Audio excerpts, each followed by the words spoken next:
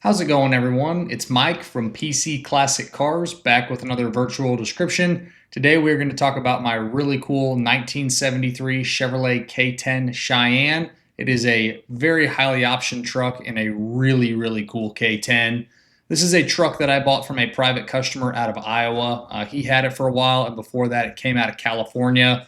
Very clean and a well redone truck. It's reading 14,444 miles. Unfortunately, I don't know what the true miles are on the truck. But again, tons of really cool options and a lot of really good upgrades that we'll dive into here in this video.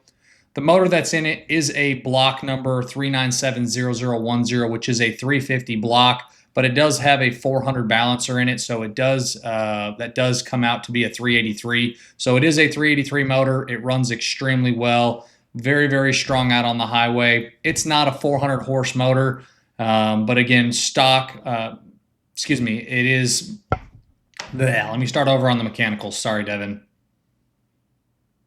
The driveline that's in this truck is a very strong running 350. The casting number is 3970010, your most common 350, but it does have a 400 balancer on it, so it does confirm that it is a 383 motor. Runs very strong, very well balanced out on the open road.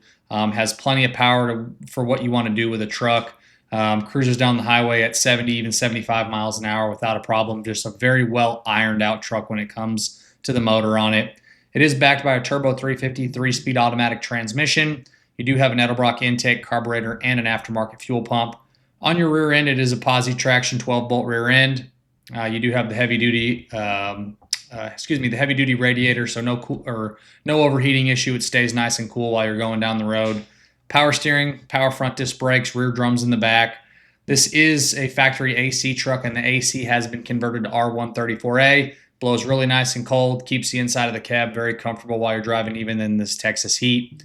You do have full aftermarket exhaust. It is headers, dual exhaust, but it does have a stock style turbo muffler set on it, so not terribly loud going down the road. Other options, you do have an aftermarket MSD timing control setup. There's a little adjustable knob on the dash. Does have a battery isolator as well. Probably one of the best driving K10s I've ever owned. It is super tight out on the open road. Very comfortable to cruise. Take a look at that test drive video. You'll see me personally driving the truck going down the road, and I'll dive more into the mechanicals on that. But again, it is an awesome driving four-wheel drive K10. On my doesn't work section, couple small things. The factory voltage gauge is not working. The speedometer moves a little bit, but it probably needs either a new speedo head or a new speedo cable because it's not working properly. The washer sprayers for the wipers aren't working, and then your parking brake's going to need some work as well. My doesn't work section is going to be posted on the website, pcclassiccars.com. It's going to be at the end of the photo set, as well as in the additional informations tab, which again is on the website.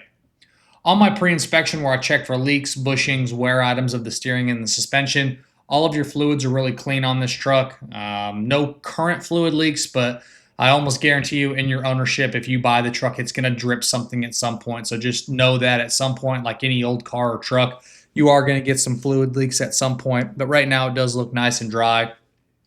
Suspension and steering are in good shape. They've been redone at some point.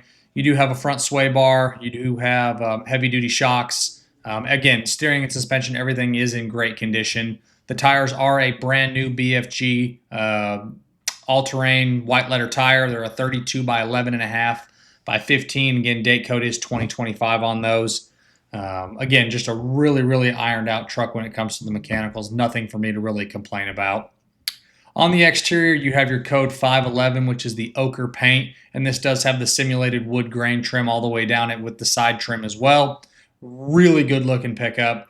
The paint does have some imperfections and some flaws around the truck. I do not know exactly when it was done. Some little stone chips, some other little imperfection areas. The hood, in the center of the hood on the outside edges, it looks like at some point someone pulled down on the hood just a little bit and it probably got bowed. And it has a few little imperfections in the paint itself. You'll see photos of that in my additional informations tab. On the bottom side of the hood, it does have the aftermarket hood support braces in there. Very common for this exact issue to happen on this style of truck. I've seen it more often than not. So again, a few little flaws on the top flat surfaces of the hood. But the hood does open and close well. It's got those aftermarket hood braces to keep it from doing it any further. Trim is in great shape. Glass is all very nice. Again, you have those 15-inch rallies with brand new tires. That additional informations tab, again, will have photos of all the cosmetic imperfections on the truck. The interior is code 764, which is the saddle interior. Looks like most of the interior has been redone. The lower painted surfaces of the interior portions of the doors, there is some scuffs in the paint from the seat belts. Dash is nice. Inside the cab is all very clean. Seats in great shape. Carpet looks good. Mats are nice. Gauges are super easy to read. You do, again, have the aftermarket trailer brake controller up underneath the dash, as well as the aftermarket gauge. Overall interior is very clean. The SPID decal is inside the glove box where it's supposed to be. The engine bay obviously has all kinds of aftermarket upgrades. You have the motor sitting down in there, which is not the original motor. Very clean, very sanitary. Everything shows very nice.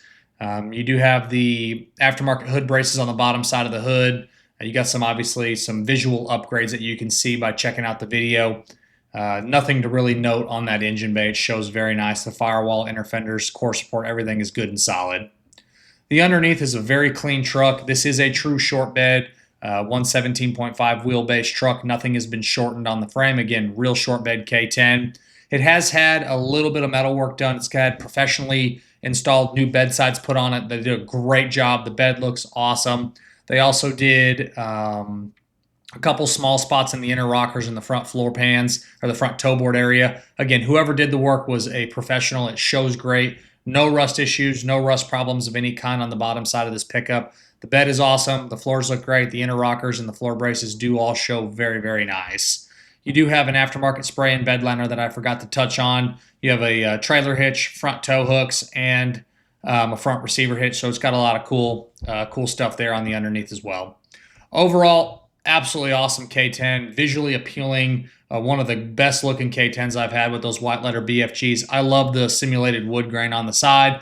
I think the ochre's a great color. The mechanicals are spot on with that motor, transmission, and having the AC converted to R134A. Just a really good looking four-wheel drive pickup that I've definitely enjoyed owning and driving down the road. As always, I appreciate y'all stopping in to watch another one of my virtual descriptions. Make sure you check out that test drive video along with the additional informations tab. Both are posted on my website, pcclassiccars.com. I'll catch you guys on the next video. Thanks again for watching.